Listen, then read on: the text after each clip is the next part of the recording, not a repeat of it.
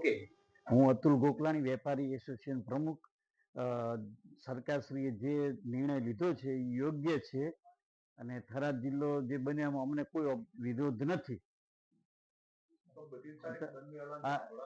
એમાં અમે સંમત નથી એમ બંધના એલાનમાં. કરિયાણા એસોસિએશન બેનરમાં નામ લખ્યું, અમને કોઈને કોઈ પૂછ્યું જ નથી. એમને જ અમારું નામ લખેલું છે.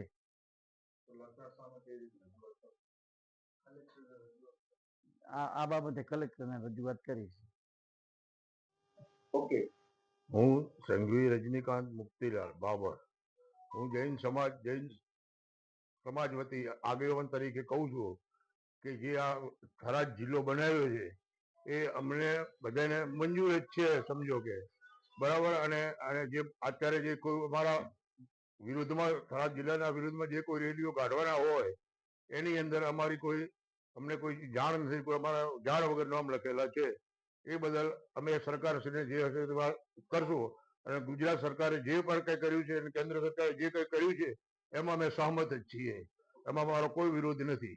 જૈન સમાજ વતી આગેવાનો વતી સંઘવી રજનીકાંત મુક્તિલાલ બાબર. ઓકે. હું રઘુવંશી સમાજ લોહાણા સમાજના પ્રમુખ હરિભાઈ આચાર્ય આથી જણાવું છું કે સરકાર શ્રી બનાસકાંઠા જિલ્લાના વિભાજન અંગે ઘણા ટાઈમથી વિચારણા કરી રહ્યા છે. જે અંગે સરકારશ્રીએ હમણાં નિર્ણય લઈ અને વાવ થરાદને જિલ્લો બનાવ્યો. જે એમ કે પાભર નગરજનો અને પાભર તાલુકાને જે બનાસકાંઠાના પાલનપુર કરતા નજીક પડે છે, અમે એની સાથે સંમત છીએ. અમારો કોઈ પણ જાતનો આ તાલુકાનો કે શહેરનો કોઈ વિરોધ નથી. અને અમારા જાણવા પ્રમાણે ગઈકાલે જે અમારા એસોસિએશનો વતીમાં વિડીયોમાં જે સમાચાર વહેતા થયા છે કે ભાઈ અમારો વિરોધ છે અને 30મી તારીખે અમે રેલી કાઢી અને આનો વિરોધ કરવાના છે, એ તદ્દન ખોટું છે. અમે સરકારશ્રીને પણ આ અંગે મામલતદારશ્રી અને કલેક્ટરને લેખિત જાણ કરી અને જે કંઈ જિલ્લો બનાવવામાં આવ્યો છે થરાદ, એની સાથે અમે સંમત છીએ. હું સોની એસોસિએશન બાબર પ્રમુખ. જે સરકારે નિર્ણય કરીને થરાદને જિલ્લો બનાવ્યો છે એની સાથે અમે સંમત છીએ.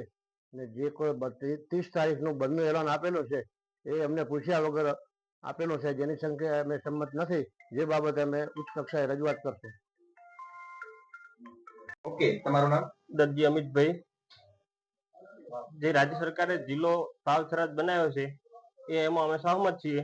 અને જે 30 તારીખનું બંધનું એલાન જે રાખેલું છે એમાં અમે સહમત નહીં, કારણ કે અમને એ પૂછ્યા વગર કરવામાં આવેલ છે. આ બાબતે અમે ઉપર રજૂઆત કરીશું. આ પાભર શહેરની અંદર બનાસકાંઠાનું જે વિભાજન કરવામાં આવ્યું ભારતીય જનતા પાર્ટીની ગુજરાતની સરકારે, એ નિમિત્તે ઓગઢ જિલ્લો બનાવવા માટે ટેકા માટે અમે 31 તારીખે રેલી કાઢી છે. એના માટે મેં એક પોસ્ટર માર્યું હતું મોટું. એને લગભગ 20થી 30 સંસ્થાઓ અંદર મેં નોમ લખી અને જોડાવા માટે એમને બોર્ડ લગાવ્યું છે. તો એના માટે એની પછી ભારતીય જનતા પાર્ટીએ એક મિટિંગ કરી. કના અધ્યક્ષસ્થાને પાભર નગરપાલિકાના વોર્ડ નંબર 3ના વિક્રમસિંહ રાઠોડના અધ્યક્ષસ્થાને એક ભાજપે મિટિંગ કરી. એમે હિતેશભાઈ ઠક્કર ભાજપના આગેવાન છે. પછી ત્યાં પરવીણભાઈજી સોની છે, એ ભારતીય જનતા પાર્ટીના આગેવાન છે. કોંતીભાઈ એ ભાજપના આગેવાન છે. એમ પછી એમની મિટિંગ કરી, બધા ભારતીય જનતા પાર્ટીના આગેવાને મિટિંગ કરી. એમને સંસ્થાના જે અંદર નોમ લખાયા છે. મેં ધારો કે પરવીણભાઈ સોની સમાજનું મેં નોમ લખાયું હતું. મેં આમંત્રણ માટે નોમ લખાયેલ છે. પરવીણભાઈજી સોની છે એ ભારતીય જનતા પાર્ટીના એમના ધર્મપત્ની નગરપાલિકાના ભારતીય જનતા પાર્ટીના કોર્પોરેટર છે. પછી એની પછી હરિભાઈ આચાર્યજી નિવેદન આપ્યું, એ ભારતીય જનતા પાર્ટીના આગેવાન છે. એની પછી રજનીભાઈ શાહ એમની નિવેદન આપ્યું કે ઓગઢ જિલ્લા માટે અમારો વિરોધ છે, એ ભારતીય જનતા પાર્ટીના આગેવાન છે.